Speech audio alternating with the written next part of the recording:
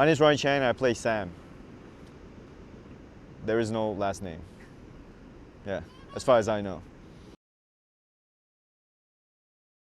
Sam is Ted's best friend. He is a very enlightened person in the sense that he seems to value time and being in the present more than Ted. He also seems less anxious in general. I'm a big fan of Josh Lawson, and I think anything he does is probably going to be done with very tastefully, and it's going to be like a really cool story. So his name alone is enough for me to get involved with stuff, truthfully. And I read the script, and it's a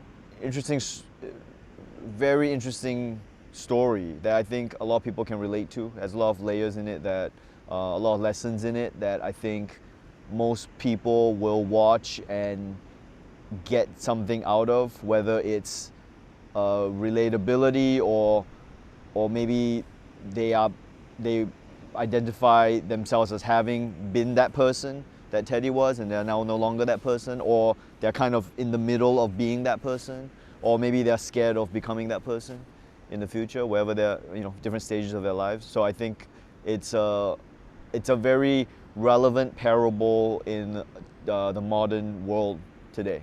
That idea of not having enough time and not living in the present, and kind of always being busy but not really doing anything. The thing about the script was that it was very well written. It was pretty much a finished product when I read it. So a lot of scripts sometimes you read and you're like, oh, it's a couple of drafts away, but this was very well thought through, very well written, I would say. And I feel like it's the story that the script was telling, the story that the film is telling, I think is a very relevant parable in the modern age today. The idea of not valuing time or having time slip away from you, and being constantly busy but never really doing anything worthwhile or meaningful, or feeling like something's missing despite our busy schedules. Yeah, so kind of those lessons in the film, I feel, is something that needs to be kind of expressed and told, so that I think people can relate to it. I think people can learn from it, or people can, at the very least, identify with it. Well, it's funny. I mean, the lessons in the film, I feel like even if you are aware of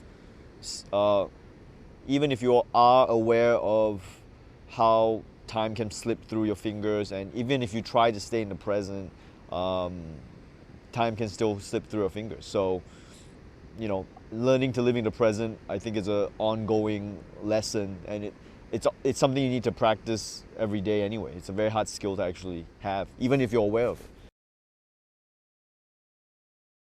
I mean, I think the film is about this guy who he experiences a couple minutes out of every year. So his life is constantly flashing forward and he's missing it. And every time he's aware of it, a year has passed. And he's only able to live a few minutes of every year. And I mean, it's kind of like obviously a metaphor for time slipping through our fingers and how we all experience life and looking back and not living in the present. Yeah, I wasted a lot of time just to make sure I understood the mindset. Spent a lot of time watching Netflix and lying around and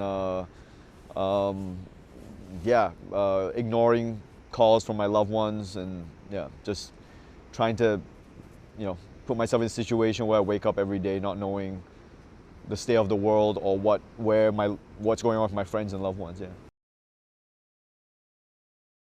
Working with Josh is great. He wrote the script and he's directing it. He's also acting in it. And because he's the writer of the script, he really understands what he was trying to say. So if you pitch him alternative dialogues, he's very open to it because he wrote it. So if he thinks it's a good idea, he'll incorporate it in. At the same time, because he wrote it, if what you're trying to do doesn't match his vision, he can tell you that as well. And because he's a very talented actor, he understands both sides of the camera. So he understands what it's like being on this side and kind of being nervous or in your own head. And so his directions are very clear from an actor's perspective, like, oh, just do this is what you should be feeling. And because he's got such great taste and talent, I really trust what he's doing. So if he says we got it, then I believe that we got it. And if he asks for a different version, I take that on board too. Yeah. It's been great. He's awesome. Very easy to talk to. Like, it's my first time working with him, first time meeting him. He's a very experienced actor, been in a ton of high-level productions, and he makes me lift my game when I'm acting with him. I feel like I have to come prepared because he's a professional, a highly skilled professional, so I have to kind of hold my own. So he's kind of made me lift my game a lot. He's very easy to work with, very down-to-earth guy, doesn't put on airs. Like, yeah, it's been great working with him. He's a dream. Yeah, shooting in Sydney has been great. I've never filmed anything here before, and I don't know why. It's a beautiful backdrop. The weather's been great. The movie is set in Sydney, so it's nice to be shooting on location, and it makes it kind of like a love letter to Sydney. We don't have to hide the fact that it's Sydney. And Bronte is probably one of the most beautiful places in Sydney. I'm not a super experienced actor, but one thing that has stood out is how easy it seems to be going.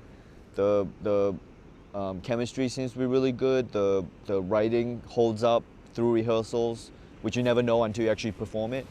So kind of how much it's clicking has stood out to me, I think. Yeah, how much the story seems to be clicking, and I mean, how cool everyone is to deal with is always a bonus. You know, everyone seems really chill, and it's a very positive vibes on set. But I've been lucky. I've never been involved in a set that wasn't like that. So, but yeah, I guess what stood out is how much the story has been clicking between the characters and the dialogue.